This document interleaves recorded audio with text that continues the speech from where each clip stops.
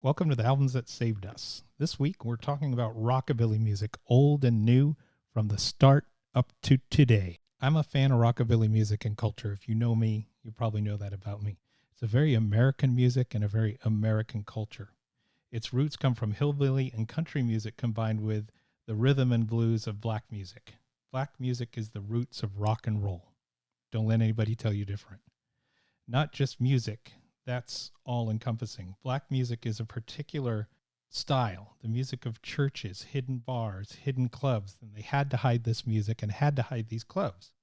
The music of guys like Little Richard, Ike Turner, B.B. King, blues legends, and many more. So a guy named Sam Phillips helped get this in the mainstream. And he pulled these guys into a little studio called Sun Records in Memphis, Tennessee. He recorded many black artists, and then he started bringing white boys in to record. Guys like Elvis Presley, Johnny Cash, Jerry Lee Lewis, Carl Perkins, and more. These white boys became the faces of rockabilly and the faces of rock and roll. But it all goes back to those early black pioneers. So to me, few genres fuse culture and music like rockabilly and its close cousin swing music. And in the early to mid 90s in Southern California, the swing scene really exploded. And it had been there up in San Francisco and in LA, but a movie came out called Swingers, which brought it really into, the attention of the mainstream. And from there, frat boys around the country started wearing bowling shirts. So, bowling shirts became cool. Swing music became cool. Martinis became cool. And musically, though, the rockabilly scene was always there, but swing kind of helped bring it back in the 90s. So another close cousin to rockabilly music is punk music and Americana music. Punk exploded into existence in the late 70s and early 80s. While the New York punks were artsy, there was a lot more roots across the country in Southern California, so in the LA scene.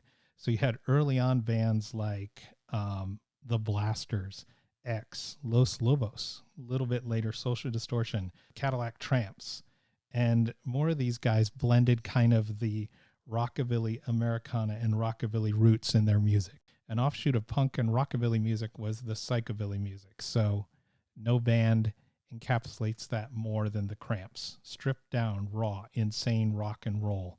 Just taking the both and put them together, punkabilly.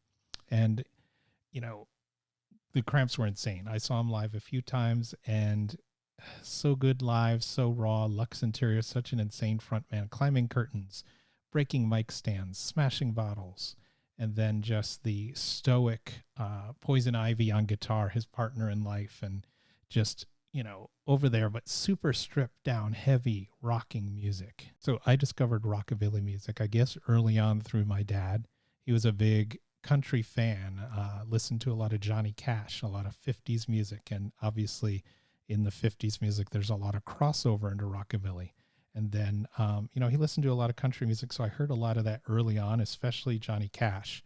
And I remember, after I started getting into the rockabilly scene, he told me people are scared to say they like country, so they call it rockabilly. So there's a good point there. There wouldn't be rockabilly without country, so close crossover. And for me too, some other bands that I was into that weren't necessarily pure rockabilly bands, but they kind of had some crossover, they opened me to other things. And one of those big things was I was a huge Smiths fan in the 80s. And then, after they broke up, Morrissey, the singer, went solo. So I was a huge, and still to this day, huge Morrissey fan. So the interesting thing is he put a solo album, which is, his first solo album sounded kind of Smithy, but he went on tour and he went to some of the rockabilly clubs in London, and he pulled these greaser musicians out of there. So guys like Boz Borer, who was well known in the scene with bands like in the 80s, the Polecats, and then guys like Alan White and Gary Day and Spencer Corbin. And these were rockabilly guys, and they had this rockabilly greaser look. And Morrissey kind of, was always pseudo rockabilly with his look. And the Smiths had some rockabilly sound in some of the tracks. And so Morrissey brought these guys out. And so they had this look and feel, but they really brought a lot of the rockabilly sound to these early solo tracks of Morrissey's. So it was really interesting, and just insane live shows and these greaser guys and just, playing the super stripped down versions of the songs. And he got a lot of crap for that, but it was a really interesting take. And, honestly too, when I was into the Cramps, there was a band in San Diego called Deadbolt that were very, very psychobilly and very stripped down and very influenced by the Cramps. And what was interesting is they took some of that stage theater too, and took it to the shows, kind of breaking down the barrier between the performer and the artist, and doing stuff like shooting sparks into the audience, berating the audience, but songs about voodoo and songs about scary stuff. They were known as the scariest band in the world. And that, again, kind of opened me to different things. And then, hand in hand with that 90s growing swing and rockabilly scene, there were bands in San Diego as well, bands like Hot Rod Lincoln and the Hooligans, and some other bands, that would come back and forth between LA to San Diego. And they would play places down in San Diego like the Casbah or Tio Leos. And there were kind of a couple different scenes. There was the Tio Leos scene, and there was the Casbah scene, and definitely some crossover between the two scenes, and crossover into the swing scene as well. So, bands like Big Sandy and his Fly Right Boys and Atomic Bombshell, and even like, James Infield, stuff like that. They would play shows in LA and San Diego. And then, other bands like Reverend Horton Heat and, Social Distortion would tour. A lot of these bands would play together. And then in the 90s as well, several years in a row, there were big concerts. So the Hootenanny Festival every 4th of July for several years. And they would bring the newest music and the oldest music together. And they would have, an all-day, festival out in the middle of a field. So you might see Jerry Lee Lewis, but then you'd also see a bunch of these crossover bands and, some of the original punk rockabilly bands playing as well. And then from those newer bands, I got into that's when I started to get into the old stuff. So obviously I was familiar with Johnny Cash. That opened a lot of doors for me, but I really got into Elvis. I got into Jerry Lee Lewis, and then discovered, went a little deeper, Gene Vincent, and some of the others, and just going back to the roots and just kind of learning, where this all came from. And then, via the punk connection, I got into bands like Reverend Horton Heat, the Super Suckers, Social Distortion, the Cramps again, bands like Tenderloin, and a guy named Jesse Dayton, and all these bands, they would play and tour together, and they kind of had this scene, that was kind of a bleed over of, again, that punkabilly country, but it kind of that feel. They'd play shows, they'd tour together, and being in San Diego, you'd see a lot of these these bands, handful of bands would come through a few times a year.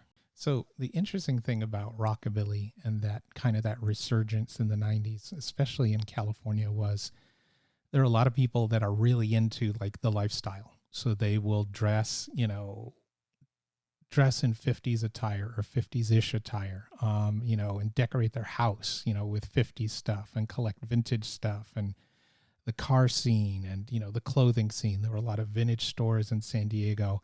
And, there were definitely two types. There were some people that would, be like rockabilly weekenders. Maybe they dress up on the weekend and attend the events. And then there were people that kind of lived it all the time. And it kind of depended on, your lifestyle, what you did for work. For me, I was a janitor, so, I could dress like a gas station attendant with a chain wallet most of the time. And I did for a while. I mean, there was a while when I definitely,